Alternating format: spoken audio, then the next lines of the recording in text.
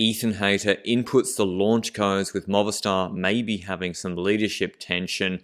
This was the Vuelta a Andalucía back in 2021. Greipel and Cavendish went. I think even Greipel took his last pro win here last year. And this year it's in February. It's on at the end of February. Hilly, great race. I think Juan Ayuso is going. But Movistar had Miguel Angel Lopez when he was still on the team as their GC leader. INEOS had Carlos Rodriguez, we think, for GC, but they also have the talented Ethan Hayter, who's time trialist, puncher, but as yet unproven on GC in a race as hilly as this. And before we get to Hayter on stage 2, stage 1 was the stage we thought he would win. He was the big contender for. Had a 1500 meter 5% uphill finish. He's very, very fast, track background, already an elite time trials, top 10 at World Championships last year.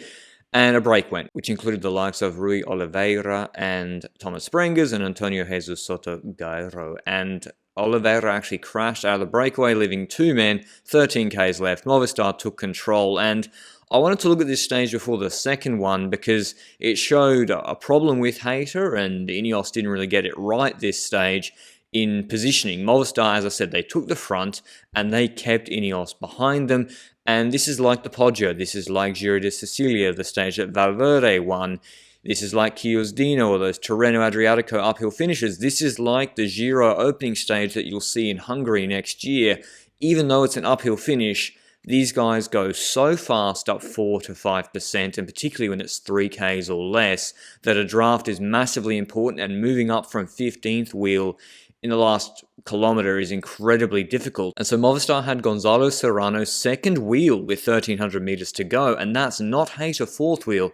That's actually Eddie Dunbar with a Gazprom rider, I think Canola, on his wheel. So Movistar, just like when Lopez put Bala on the front, or he went to the front in Dauphiné Stage 6, they've done the same here, and it's actually Ethan Hayter, I counted about 15 wheels plus deep, and then the last INEOS rider you see is Carlos Rodriguez eating a bit of wind to his left-hand side. So Hayter not in a good position, and I think it's Hector Carretero, who's since left Movistar, doing a good job. Dunbar, who was fourth wheel, pulls out, much to the chagrin of Daryl Impey, the Israel Startup Nation rider who's often good on a finish like this.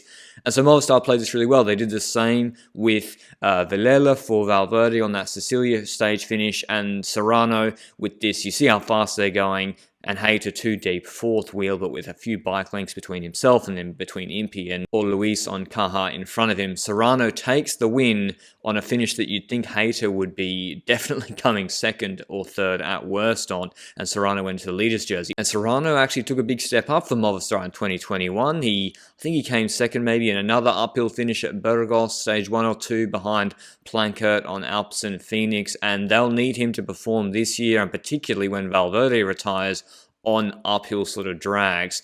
Stage 2, though, had a very, very difficult finish. A cobbled climb with 1 kilometre at 11.5% to Acala la Real. 184 Ks. They do a couple of reps of the Alto de la Hortezuela, which is 8.5 Ks at 5.5%. And difficult decisions for Movistar with, do they ride to protect Serrano on such a hard stage? Do they wait for stage 3 for Miguel Angel Lopez? How much work should Lopez do in helping Serrano if Serrano's in difficulty? Or should Lopez just ride to protect himself on GC? They had a difficult task ahead of themselves, and INEOS similarly, do they just ride to protect Carlos Rodriguez? Is the finish too hard for Ethan Hayter? We saw at Tour of Britain that no, this sort of finish is not too hard for Hayter, and a similar break went with Timo Rosen for Jumbo-Visma, Rui Oliveira again, and Tobias Bayer for Alps and Phoenix, who was good at Vuelta Burgos stage 3. He think came top 4 in that stage with Picon Blanco, then a descent finish, but then he crashed out of the Vuelta, and he crashed out of this break as well, another crash in the break. So that made Movistar's day of controlling for their leader, Gonzalo Serrano, even easier. And even though Movistar looked really strong at this position with 54 Ks to go, with 5 domestiques, plus Serrano in yellow, plus Miguel Angel Lopez about 7th wheel, after the first ascent of Hortezuela, they lost a couple of riders, and then Rojas had to do a bit of work on the last ascent, And all of a sudden, once the break of 2 got caught on the last ascent of Ortuquela, a really difficult situation happened for Movistar where they just had Lopez, Rojas was done or at the back of the group and couldn't contribute, and people started attacking them. And Lopez is trying to go for his own GC. There's an even harder day the next day, and they have one rider to protect Serrano, and you look at how big this group is with the likes of Tom Schoens just behind them. He's going to attack in a second. So Lopez actually chooses to attack, and you're thinking, oh, why is he attacking when he's got the rider in the leader's jersey on his own team still in the group? But in fact, teams don't do this sort of thing enough, particularly when if it's a group of like 25 plus riders and it's been a reasonably hard day but not that hard, you are going to be attacked, and he's trying to thin the group out. The problem is Serrano wasn't really jumping on other riders who are trying to go across, so you just want a smaller group, and it does get smaller by about a third. INEOS get Rodriguez in that group with Lopez, so they're at least represented, and then Anal and Hayter can sit in the group behind. But Movistar are actually trying to make an even better situation for themselves here, and that's to have Serrano jump across, because as I said, he's a good, punchy guy, jump across from this group. And you can see Anal on the phone to the team car, letting them know that probably Rodriguez is up the road and Rodriguez to sit on. And so ideally, they'll have Serrano jump across on this Ortuquela climb when maybe Hayter isn't as strong. You see Lopez looking behind, and Serrano tries it here. The problem is other riders jump on his wheel, and he ends up sort of dragging the group a little bit, and then he stops. So then this group, which is like ends up being about 15 seconds behind the Zaccarin Lopez group, isn't really going anywhere, and the Lopez group also wasn't really going anywhere. And I think that was a strategy based on Lopez looking behind there. It made sense that either the team car told him, or that was the plan the whole time, that he would go ahead, thin out the group, Serrano would jump across, and it'd be a more manageable situation for them. The problem was Serrano couldn't get across, and then obviously Lopez isn't going to pace in this first group. But still, I think it was a worthwhile thing to do, better than just burning Lopez on the front for 20 kilometers when he's trying to go for GC. Tom Schoens, however, the Latvian on Trek Segafredo, looked really good.